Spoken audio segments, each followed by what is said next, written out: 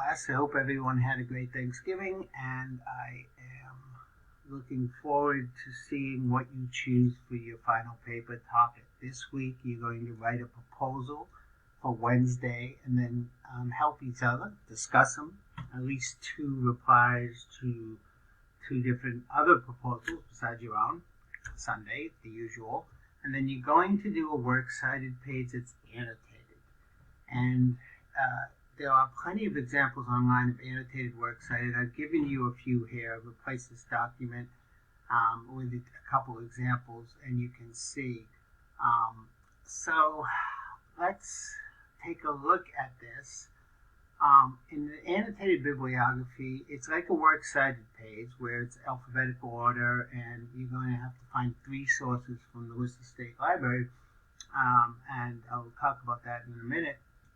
But then the difference between an annotated works cited and a regular works cited is in an annotated works cited, you're breaking it down into 1 paragraph in your own words of what this is about, and basically the abstract, as we call it in your own words, on the subject and why you're using it. Okay, so when we go back to the topic here, and I'll bring this into this week too, you're going to have to make a decision on one of these and write a paper about it, 6 to 8 pages with 3 sources from the Worcester State database. And 3 sources could be journal from academic,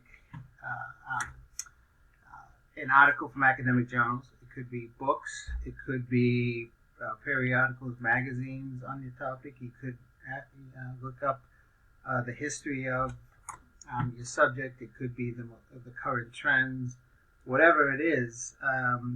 And your research is going to be guided by what you commit to in one of these topics.